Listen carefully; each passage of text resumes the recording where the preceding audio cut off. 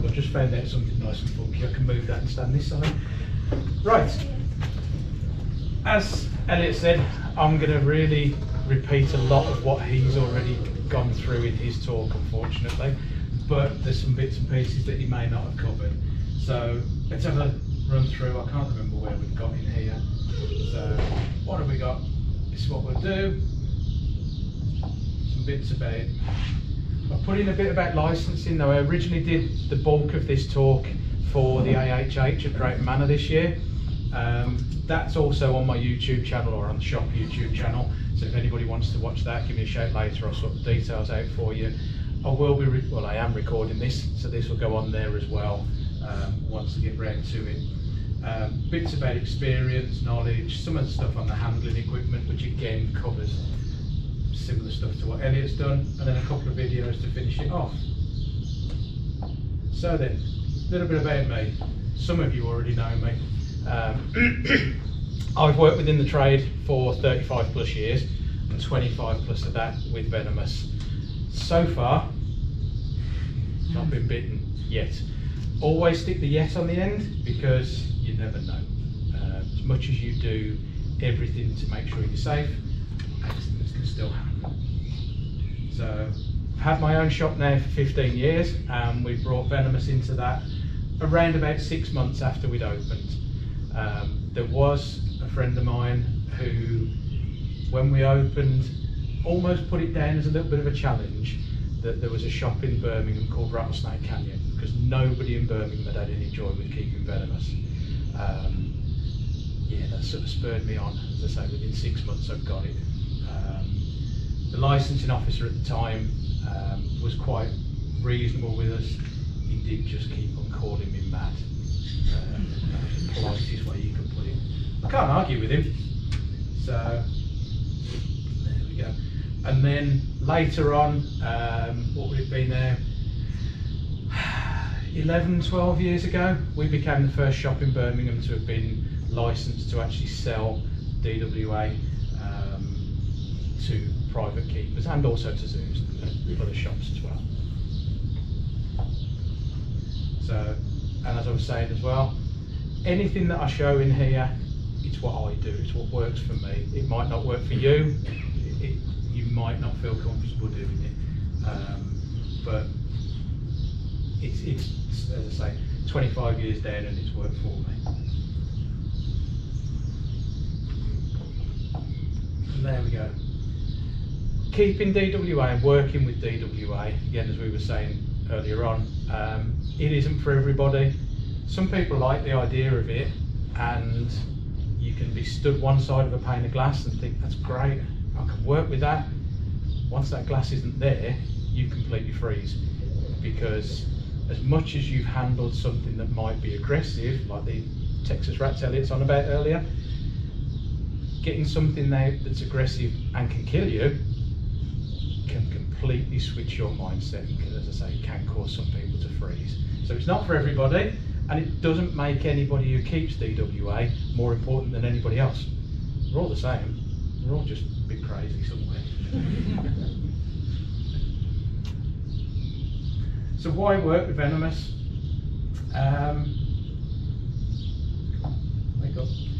This was part of the AHH presentation. You work with Venomous because everybody thinks you're brave, everybody thinks you're cool. You're not. You're not. You're seriously just stupid. The other thing that comes into it is more interesting species. Now again, I don't know whether that's also strictly true. There are some really interesting species in the venomous world, and there's some fantastically interesting species in the non-venomous world.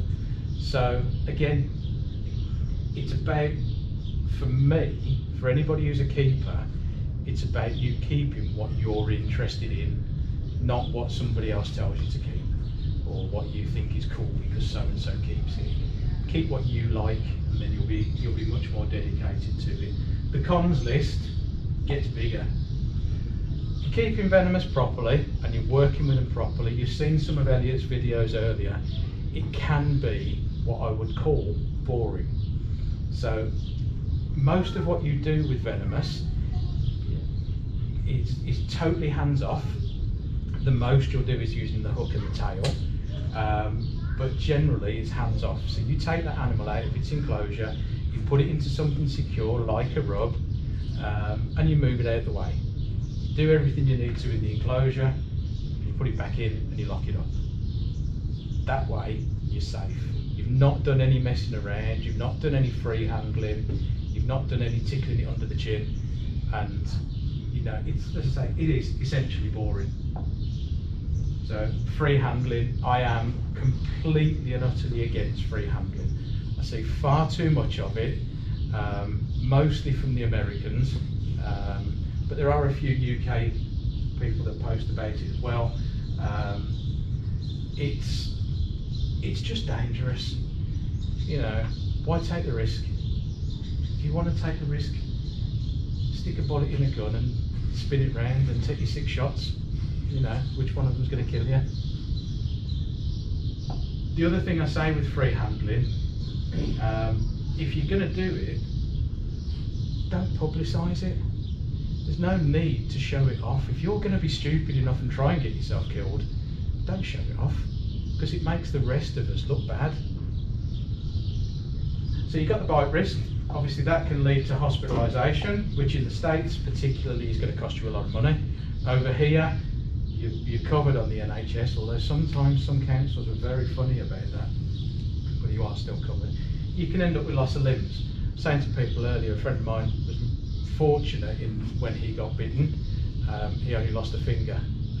That was from a king cobra bite, but you know, he's a finger missing there. I found out after I shook hands with him and I didn't even notice. Mr. Observant or what? Lasting damage. Now you can end up with neurological damage, which can still affect you years down the line. Muscle damage. Again, a friend of mine bitten by Western Diamondback many years ago, got him in the joints of his finger, and he spent the rest of his life with his finger bent like that because of the way that the damage had been done to his finger. So he struggled to write properly and everything. Death. Just worry about that. Don't need to worry about that one, that's nothing important. When you're looking at costs, this was done aimed at private individuals. Obviously I know a lot of you are from collections and colleges and stuff, but the cost of licensing and the cost of insurance can be massively prohibitive. A lot of councils these days are very anti-DWA and will try and put people off by raising the costs or putting in difficult conditions. I had a friend who was going to apply for a license to keep heloderms, the beaded and Gila monsters. His council insisted that he had to have anti-venom on site. There isn't any anti-venom for a heloderm bite. So he did speak to Liverpool School of Tropical Medicine, got that in writing, and they backed off from him then. He didn't actually go through with that. He did get a license for a caiman later on, but he moved on from the heloderms. Negative public perception. Now, as I say, a lot of that can come from people seeing stupidity. You know, I mean, we see it with the whole reptile world and the whole reptile hobby. There's too much negativity around at the moment as it is. Let's keep the positive out there. Let's push the good side of things. Push the breeding successes. Don't push the I'm playing with my rattlesnake. You know what I mean? So the licensing considerations. This is again more for the private individual side of things. So we've got a few different things that I've covered here. I'll just blast through these. So you want your room to be secure and locked. Handling equipment, I always keep some outside. Generally when I'm doing anything, you'll see from the couple of videos I've got in here later, I am working in there on my own, but there is somebody else in the shop should I need any extra help. On that point, I've got hooks in the shop. You've been in the shop obviously, so I've got hooks behind the counter, I've got hooks in the off-show area, so there's always something to hand. And also we've got all the hooks that we sell. I've used that, we use it. So there's always something there for anybody to help out if need be. Hooks. Anybody know what a hook is? So I've got a selection of hooks with me over there. If anybody's interested in anything for today, pink ones are really popular. Visibility from the outside. Now councils will usually insist on something like that. My council said they wanted a viewing window. Now I wanted that as well, to show off my room and show what's in there. I've got a window that's about 3 foot square. You try and put that into your house, then it's going to be a big piece of glass and really rearrange your house design. What you can do these days, very, very easy to get a little IP camera. You pick up an IP camera from Amazon for about 30 quid, and you can put 2 or 3 of those around, and you can see what's exactly going on in your room before you go in there. The other thing I tend to do, I'm not sure whether I've got it in here. There you go, you can see our room with me stuff. My door opens outwards. Okay, now I had this discussion with a few people on a venomous forum. From a snake point of view, well, sorry, a DWA forum. From a snake point of view, the door opening outwards means I'm stepping away from any danger. So if anything's got out, I'm not opening the door and having it drop on me, or opening the door and having it charge at me. By stepping away, I've got the hook in this hand, I can work with it before there's any issues. I did get sort of shot down about having it on most DWA by somebody who's a cat keeper, and they were like, yeah, if it opens, the cat's coming out that way. It's one of those. The other thing on my room, you'll see at the top of the door it says danger venomous animals. I do also have a copy of that which I'm going to put on the bottom of the door. The idea with that is that if the fire service have to come in and there's smoke, they're low down, they're not going to read that. If you've got smoke in your house, they can't see that. If you put it at the bottom of the door, there's more of a chance of them seeing it and not going in there and getting the problem.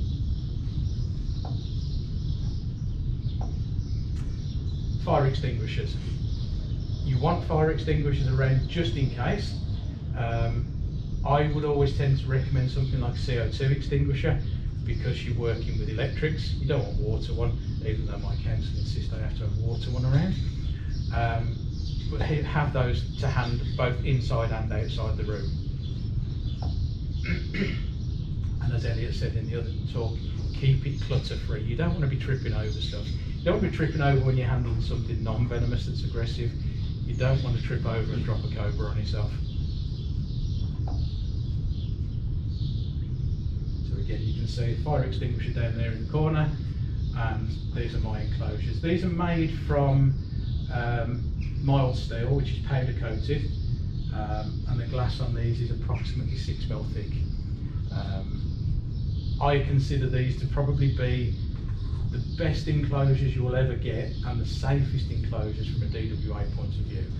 Because they're made of steel and the glass is that thick, the animal inside them, if I get a fire, the animal inside will die in there before the glass breaks and before anything can escape. So heaven forbid there is that issue, I'm going to lose the animal in there rather than having it escape and get out into the public domain.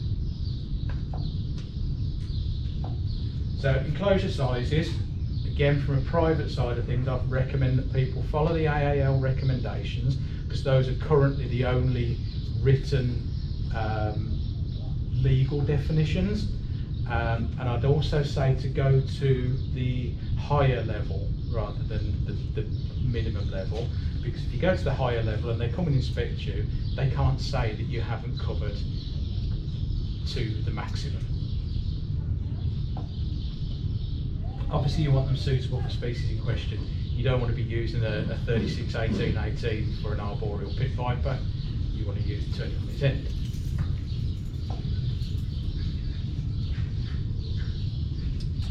So application process, we'll fly over that. So you contact your council, you prepare your paperwork. So in your paperwork, you're looking at bite protocols, you keep your feeding records, your health and husbandry records, and then you prepare for your inspection. Once you've got your license, then where do you get your animals from? So you're looking, obviously, shops, breeders, internet. Yeah, you can get things from Europe and bought across. although that's more difficult with CITES changes later. So your design of the enclosure, it wants to be secure and lockable, easy access, decorated appropriately. You'll find some of our DWA enclosures are almost over decorated, but they're also done with things that can be moved easily to ensure that you can get to the animal as you need to. And labelled, all of ours are clearly labelled with printed out labels with the species name, scientific name, common name, original locality, native location, a recommended anti-venom, and all of that is on a printed label which is stuck to the front of our enclosures using Velcro. So that can be peeled off if there's a bite and taken with you. You don't have to sort of try and remember what it was that bit you. Species. Oh, there you go, there's one of our labels. So that's for our Sidewinder. Tells you a bit about the venom type as well, so what you might be facing. Well. So the species side, starter recommendations. I'm not a fan with anything, whether it's venomous or non-venomous, of recommending things to people, because I always like to think, as I said earlier, that if you keep what you're interested in, you're going to be more dedicated to it than if you keep what I tell you to keep when you really want to keep something over here.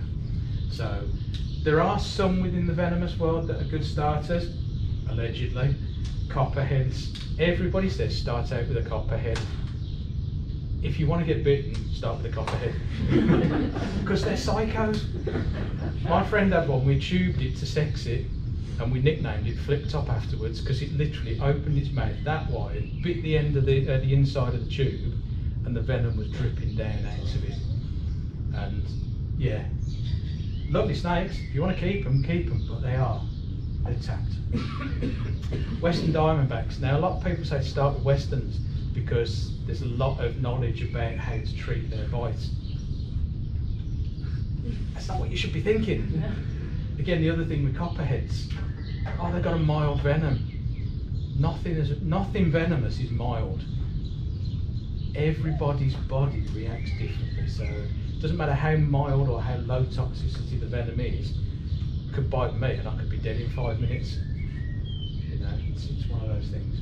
But yeah, Western Diamondbacks, I love them, but they can be a starter. They can be a tricky thing to handle because they've got very glossy belly scales and they tend to slide very easily on hooks.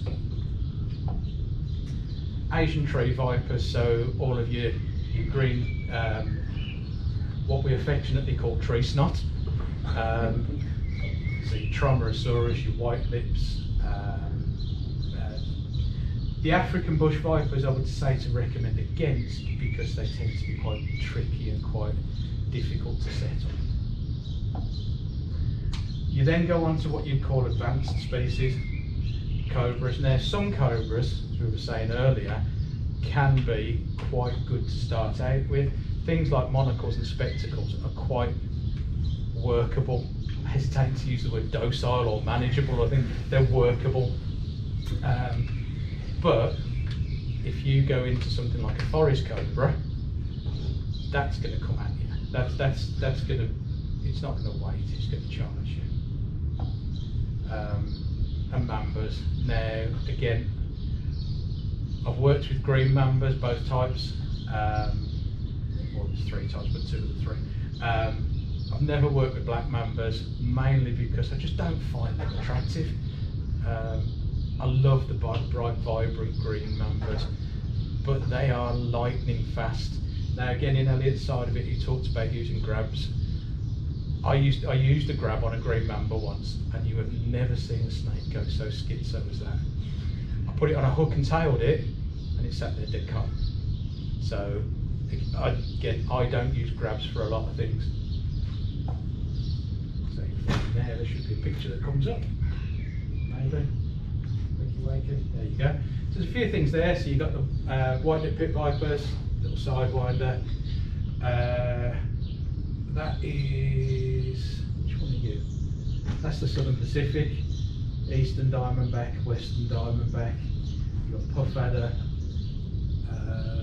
That's the sidewinder again, and there's an Indian cobra there. So these are a few of the species that we've had at the shop or have currently. As I say, the western and eastern diamondbacks are great snakes. My eastern's really quite calm. So where do you get your experience and knowledge? Days like this. Your experience, general reptile keeping experience. Don't go into venomous as you're starting. You know, get some background. Learn how to understand your snakes. Learn how to read snakes generally, and then you can move on to working with venomous. Getting experience with venomous is very difficult. Handling courses and days like today will teach you how to use a hook. One of the things one of the bits of sort of advice I was given years ago about learning hooks is use it for everything. So make it an extension of your hand. I wasn't keeping venomous at that time, but what I had in my room, I've got some shelves quite high up and they were behind Vivs, so I didn't use them. Once I heard that, I started to use them. All my disinfectant bottles and my kitchen roll were up on those shelves, and I had to use a hook to get them down. That teaches you how to use the balance of the hook and how to get comfortable with using a hook with some weight on it. The other thing with handling courses, again like today, you'll find that somebody will bring an animal, pop it in the middle of the room, and you'll learn how to pick it up from there. It's great to give you the experience, but it doesn't teach you how it is to get that animal out of its enclosure and how to work with it when it's at home and doesn't want to come out. So that's where I go to experience with other keepers. If you can find somebody that will give you some mentoring, then that's great. What you will find though, the venomous community is very, very closed, and unless they know you, they're very reluctant to do it. I don't do handling courses at the shop, mainly for a couple of reasons. One is the cost of the insurance, it would push it up. Two, the way I would do it would be much more on this mentoring side, so you'd have to be local and coming in once a week or whatever. And then three is the fact I don't think I've got enough space to do it properly.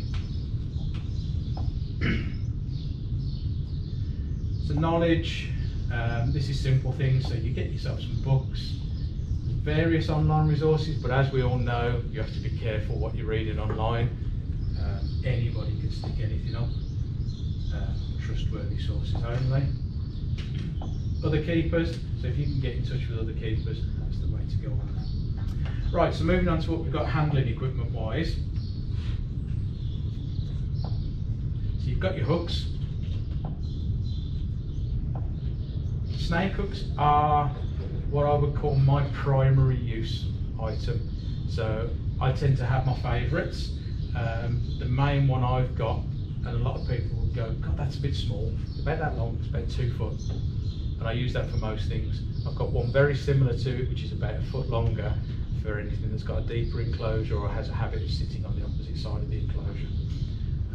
But it's just what I find is comfortable for me. And again, as Elliot said, you usually need multiple hooks around. You'll see a bit later on my setup, I've got probably 10 to 15 hooks in my room that are always within easy reach if I need them.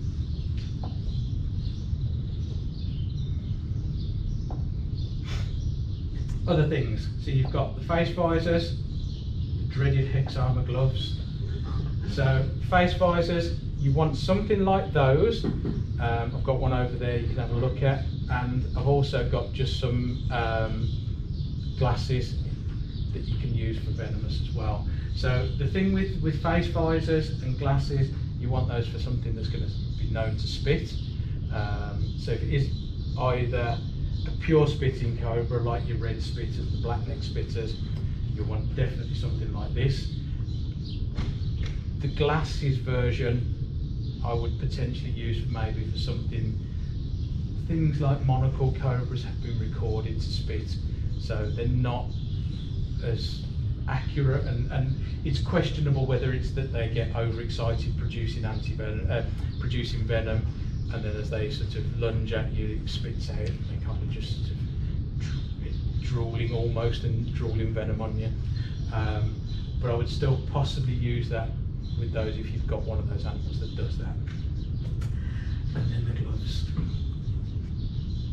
As I've said to a few people, I'm not a fan of these gloves.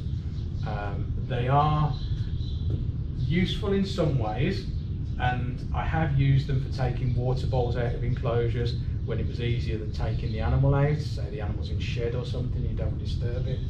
But what I always do is I'll use a secondary line of protection as well. So the glove will be on this hand, lifting the water bowl out, and the hook will be working the snake away. If I find that the snake's being a pain, then I'll take the close up, take the glove off, and I'll take the snake out. People free handle with these things, and it's quite common to see people handling stuff. Sometimes they say that things like the bigger cobras, particularly the kings, you can't handle with hooks well, and you need to use these to secure them. I still have an issue with that. Multiple reasons. They come up to here, so this bit's safe and secure, the rest of your body isn't. So it gives too much of a false sense of security. The other thing, as much as they're marketed as venom defenders, bite proof, you can still get accidents through them. Whether it's that they're old and worn, whether it's that the seam has gone. A friend of mine did lose a finger to a bite from a king cobra through a pair of these. It's questionable whether it was just the finger because the gloves defended it a little bit more. It could have been a lot worse, but at the end of the day, it's a finger down. You can only count to 9. You then go on to things like the restraining tubes and the pinners. You've seen that picture before. Tubes are great if you need to get hands on with something. Now, the way I use these, I'll tend to use a bin or a bucket full of water, put the snake in the water, it will then start to climb out. So the bucket's sort of that half full of water or quarter full of water, it will climb out. You put the tube there, and you can slot it over its head, it climbs into the tube nice and easily. That was a tip from Mark Amy many years ago. So that works really well. I did that once using it on a green mamba that got mouth rot. And then feed it back down, secure the head, do whatever's got to be done, and don't ask me how I let go of the snake because I can't remember. It's gone. The pinners, as you've seen with Elliot, same kind of principle. So, let's see if this works. What we're going to do. So this is a bit about my. How do we get this? You have to tap it on the laptop.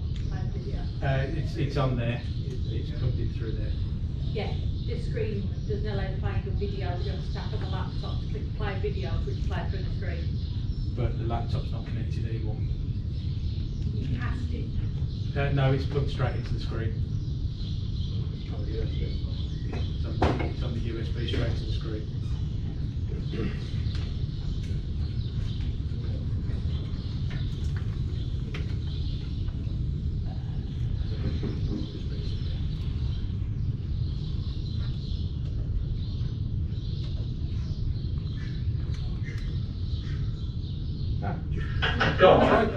There you go. This is where my equipment resides, the ball pit. So, as a venomous keeper, you'll find people end up with loads of bits of equipment. Got some of this with me over there today, you can have a look as well. This was an idea I stole from somebody online, I can't remember who, and apologies to whoever it was. It's a broom and mop holder. Bought it from Amazon, and it's brilliant for holding the hooks. You can see they just slot in there nicely. Also on the front then you've got some little hooks for accessories. So in there, or rather on there, I've got my double hook, I've got my dustpan and brush, I've got my tweezers, and then I've got a face visor for whenever we have spitting cobras.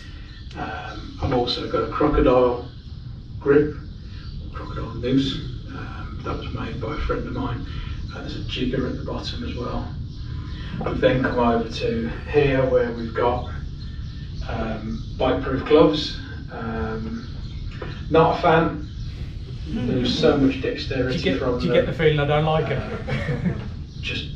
I almost never use them. I must apologise to Glenn. We've then got my feeding tongs. So we've got 18-inch long feeding tongs. That gives me plenty of reach to be out the way. And then there's more hooks. You can see there's, what is there? 1, 2, 3, and 3 hooks in the holder. There are 5 more there, and then there's some more there with some restraining tubes as well.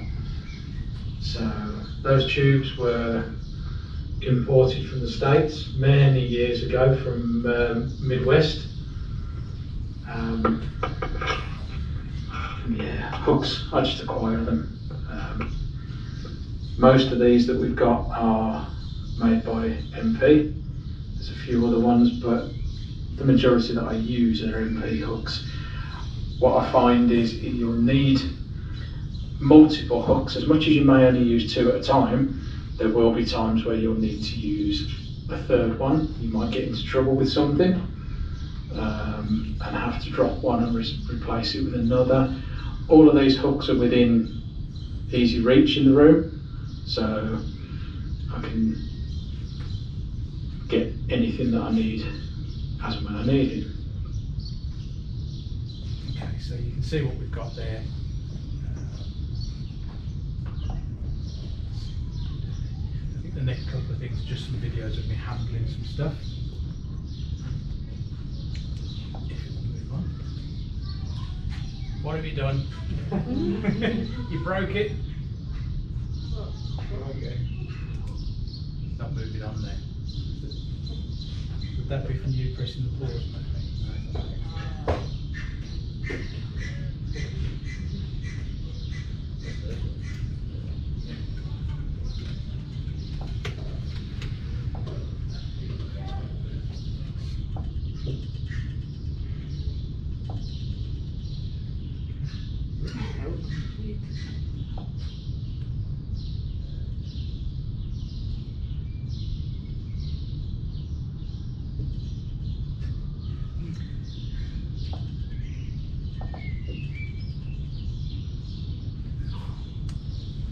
Maybe like top left when you tap the screen. Yeah, tap the screen.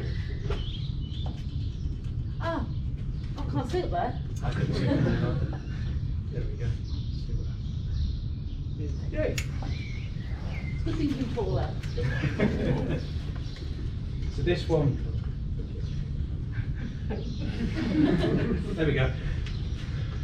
So this will show you a few little Right. bits of me handling some stuff. So, got a couple of things to sort in here today.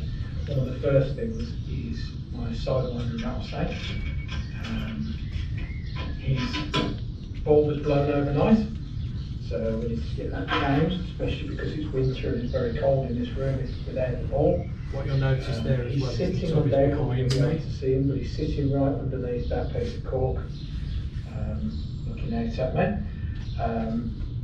He's generally quite a good snake on the hook, but we'll find that he probably won't be You knew he wouldn't be. whilst I'm recording. What you'll see, I've got 2 hooks. One's a small collapsible. Not a massive fan of these because they're very flexible and very fragile, but they come in useful for a little guy like this one. And then the other one, the red one, is one of the MP hooks.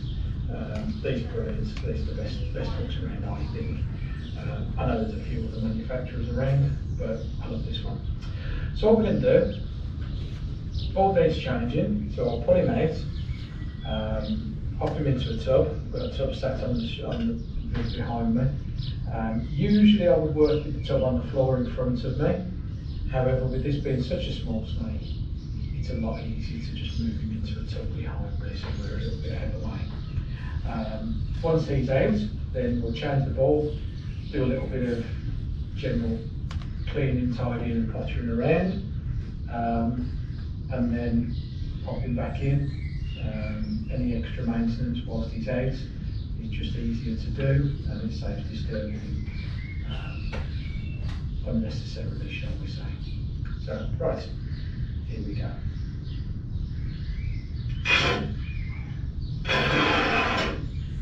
You'll notice the first thing I do is open the door with flat hand, no contact, no hooking around it. Come here, little fella. Now, sidewinders are only small, they can be quite quick. Come in. Notice how I covered that up. Let's do that today. Come on. Come again.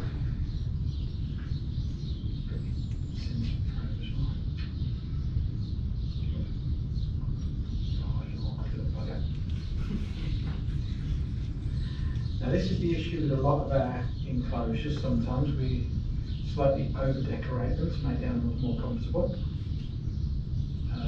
Here he comes. Here he is. Nicely on the hook there. Secure. Pop him into the tub behind me.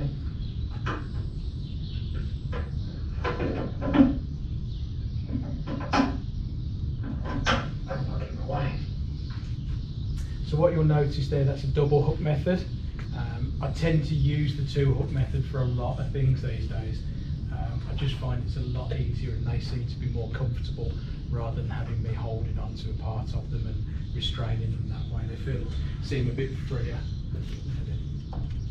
Look at that. So this one is our Indian cobra. A bit of a bigger snake. So I have 2 hooks here.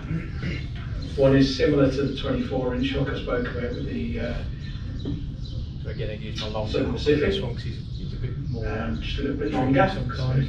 in a bit more reach. And then the other one is a specialist type hook.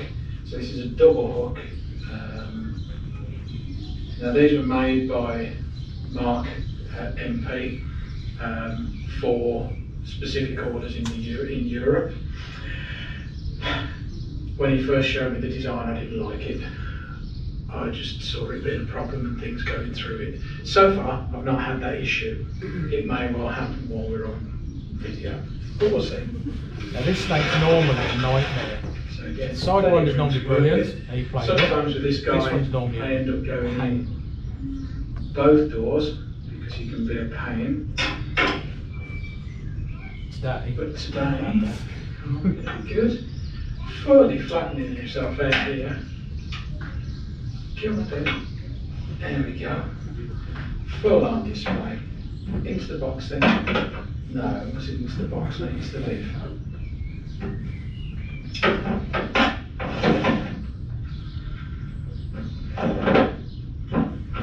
And like Elliot did, putting the pressure on the top of the tub, so you can't push the lid. That was remarkably calm from him, but that also shows how cold it is on exposure because that ball being off. So I think that's actually my knots.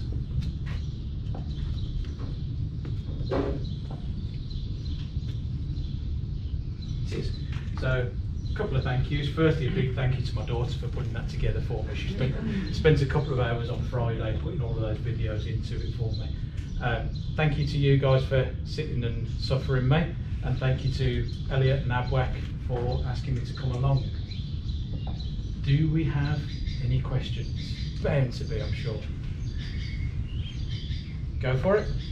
So you said that your friend pushed back on that venom, anti-venom requirement on the licence. So do you have to have anti-venom on site, or do you get it from the hospital?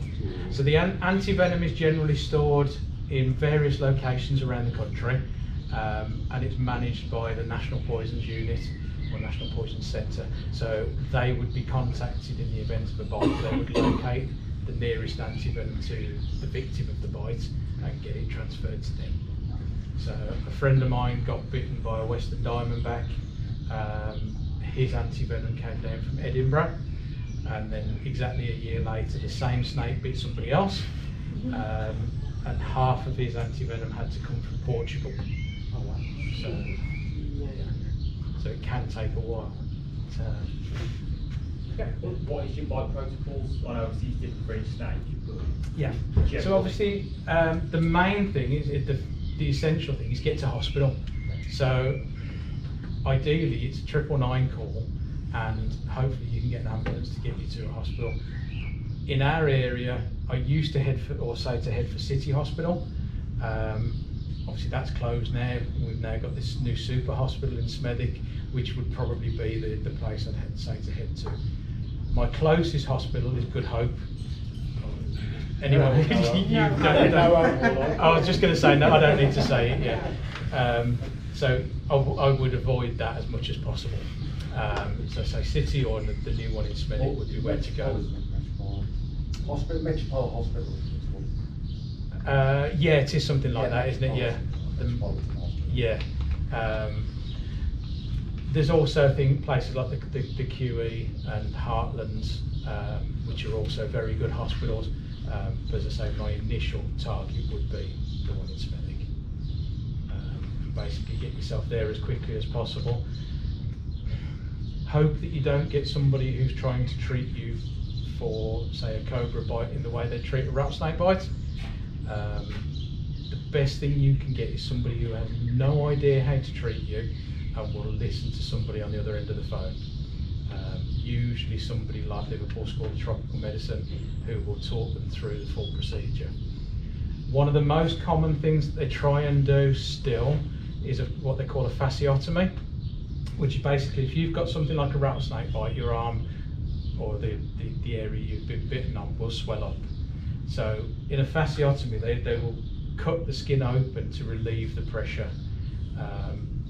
It leaves you with terrible scarring and also leaves you open to a lot of infection.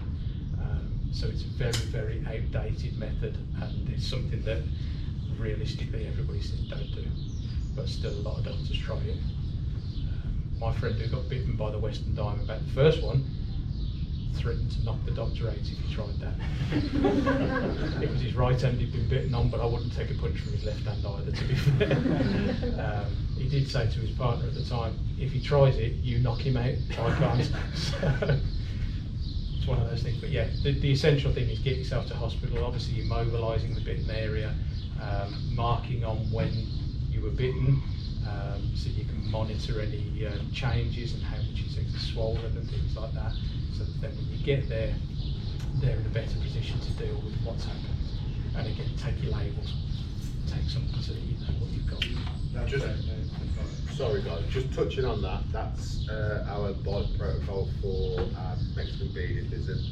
I'm not sure who asked the question, but if after you want it, you can have a look through it. And you can get specific protocols from, I think it's the Florida Snakebite Institute. They've got specific protocols for all sorts of different species as well.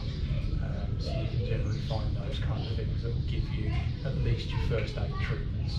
A lot of people try to use it, but you don't use it in certain cases. No. That you have the opposite effect, you store it, then you release the venom in one go into it, and you localise it as well. Exactly, yeah. You've got something that's necrotic, it's going to start to affect as well. Yeah, tourniquets are the worst thing that you can use, yeah.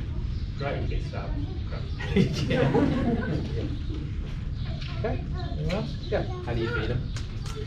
So everything we've got is on defrost, so it's like having any normal snake as such. And feeding them is essentially the same as with any normal snake, except you don't open the door as wide. So I use those 18-inch tongs. Most of my stuff is kept individually. If I have multiples or I had multiples, one of them comes out and gets fed in the tub. With anything like that, even whether it's venomous or non-venomous, anything that's in multiple enclosures, is one of the animals is left in the enclosure, one is housed in a tub, and that's left in overnight so that the feeding responses tended to dissipate before you put them back together. But for an individual, I would open the door wide enough to get the tongs and the food in, and then depending on the snake, some of them I'll just quite happily drop it in and they'll go and find it. Others you don't get a chance to do that. So I've got a little Great Basin rattlesnake. It's about that big and wants to kill the world. And every time you open the door, it strikes. So all you need to do is open the door a couple of inches, mouse in on the tongs, and it'll strike and take it. Once it's struck, then it tends to sit back down. Most rattlesnakes tend to strike and release and wait for their food to die. but obviously we're using defrosted, so it's not an issue there, but you just drop it down somewhere for them to go and find. Sometimes I'll leave it right by them, other times I'll drop it across the enclosure, so they've actually got to go and hunt for it. Right. Do you ever have any times where a snake has wrapped the tongue? Not with anything venomous, no. No? No. I can't say I've known anything venomous that actually uses any kind of constriction. Most of them, it is a bite. It's either a strike and release, where they wait for the food to die, or it's a strike and hold on. So things like gaboon vipers, puff adders tend to strike and hold on. Rhino vipers are great because they'll come out from underneath a pile of moss, they'll grab the food, and then they go up in the air like that. You'll get the first third of the body up in the air while they're holding the food until it dies. So, but yeah, I've never had anything strike and coil. Okay. What made you first get into venomous? Loss of brain cells. It was something that the first things I did with venomous, I was doing some importing from Africa, and I've got a few friends who were into the venomous at the time, and they were like, well, can you get hold of these? And there was a few things on the list, so I stupidly said yes, and that's where it started. First things we brought in were gaboon vipers, rhino vipers. There was a puff adder, but that was unfortunately dead in the bag. I think those were the main things then.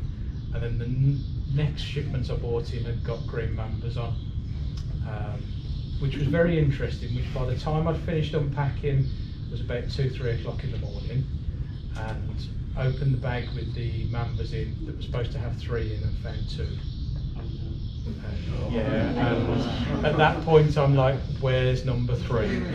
They'd been locked into a bin, but still questioning it.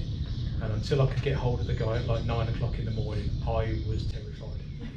And he was like, oh yeah, we were short, we only